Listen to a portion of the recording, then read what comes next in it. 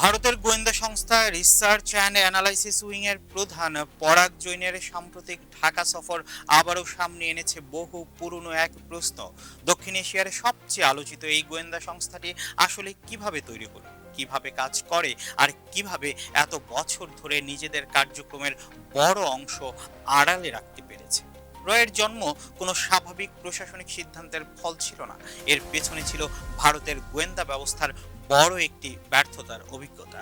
1962 সালের চীনের সঙ্গে যুদ্ধ এবং 1965 সালের ভারত পাকিস্তান যুদ্ধ, দুই সংঘাতই দেখিয়ে দেয় দেশের বাইরে শত্রুর সামরিক প্রস্তুতি ও সক্ষমতা সম্পর্কে নির্ভরযোগ্য তথ্য সংগ্রহে ভারতের বিদ্যমান গোয়েন্দা কাঠামোর বড় ঘাটতি ছিল। বিশেষ করে 1965 সালের যুদ্ধের অভিজ্ঞতা ভারতীয় নীতি নির্ধারকদের ভাবতে বাধ্য করে অভ্যন্তরীণ নিরাপত্তার পাশাপাশি বিদেশের মাটিতে কি ঘটছে সেটি জানার জন্য আলাদা একটি শক্তিশালী সংস্থা প্রয়োজন। আর সেই সিদ্ধান্তের ফলেই 1968 সালের 21 সেপ্টেম্বর আনুষ্ঠানিকভাবে যাত্রা শুরু করে রিসার্চ অ্যান্ড অ্যানালাইসিস উইং বা র। সংস্থাটির প্রথম প্রধান ছিলেন রমেশ্বর নাথ কাউ আর এন কাউ।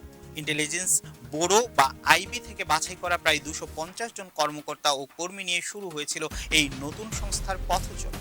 টাওয়ারের নেতৃত্বে রয়ের মূল লক্ষ্য ছিল বিশেষ করে চীন ও পাকিস্তান সহ ভারতের বাইরে থেকে জাতীয় নিরাপত্তার জন্য গুরুত্বপূর্ণ তথ্য সংগ্রহ করা। এর মাত্র কয়েক বছরের মধ্যে রয়ের সবচেয়ে আলোচিত অধ্যায় আসে 1971 সালে।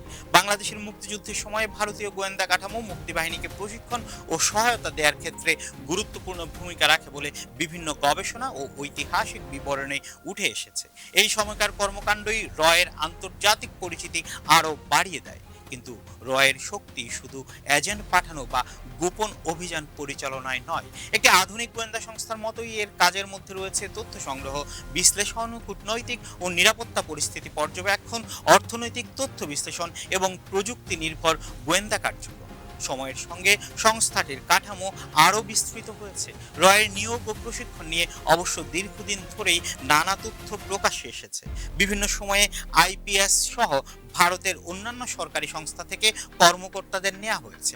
অর্থনৈতিক গোয়েন্দা কার্যক্রমের জন্য সংশ্লিষ্ট সরকারি বিভাগ থেকে অভিজ্ঞ কর্মকর্তাদের নেয়ার নজির রয়েছে। তবে সংস্থাটির প্রকৃত জনবল, নিয়োগের পূর্ণ কাঠামো এবং মাঠ পর্যায়ের অপারেশন এসবের বড় অংশই এখনো প্রকাশ্যে আসেনি। বিদেশের মাটিতে কাজ করা গোয়েন্দা কর্মকর্তাদের জন্য সবচেয়ে গুরুত্বপূর্ণ বিষয় হলো পরিচয় গোপন রাখা। কূটনৈতিক কাভারের আড়ালে কাজ করা থেকে শুরু করে স্থানীয় পরিবেশে মিশে যাওয়া, সব কিছুর লক্ষ্য একটাই, যেন তাদের আসল পরিচয় শনাক্ত করা কঠিন হয়। কারণ একজন গোয়েন্দার পরিচয় ফাঁস হয়ে গেলে শুধু তার ব্যক্তিগত নিরাপত্তাই নয়, পুরো অপারেশন এবং সংশ্লিষ্ট রাষ্ট্রের কূটনৈতিক সম্পর্ক ঝুঁকিতে পড়তে পারে। আর এখানেই রয়ের সবচেয়ে বড় শক্তি নীরবতা। সংস্থাটির কাজ নিয়ে বহু বই, গবেষণা ও সংবাদ প্রতিবেদন প্রকাশিত হলেও রয়ের অভ্যন্তরীণ কার্যক্রম সম্পর্কে নির্ভরযোগ্য ও পূর্ণাঙ্গ সরকারি তথ্য এখনো অত্যন্ত সীমিত। এমনকি সংস্থাটির প্রতিষ্ঠাতা আর এন কাউকে ঘিরেও প্রকাশ্য নথির পরিমাণ অস্বাভাবিকভাবে কম। বাংলাদেশের সঙ্গে রয়ের সম্পর্কের প্রসঙ্গও তাই বারবার আলোচনায় আসে। সর্বশেষ রয়ের প্রধান পরাগ জৈনের ঢাকা সফর সেই আলোচনাকে নতুন করে সামনে এনেছে। বাংলাদেশ সরকারের পক্ষ থেকে সফরটিকে রুটিন সফর হিসেবে দেখানোর কথা বলা হলেও ভারত বাংলাদেশ সম্পর্কের বর্তমান বাস্তবতায় একজন গোয়েন্দা প্রধানের ঢাকা সফর স্বাভাবিকভাবেই কৌতূহল তৈরি করেছে।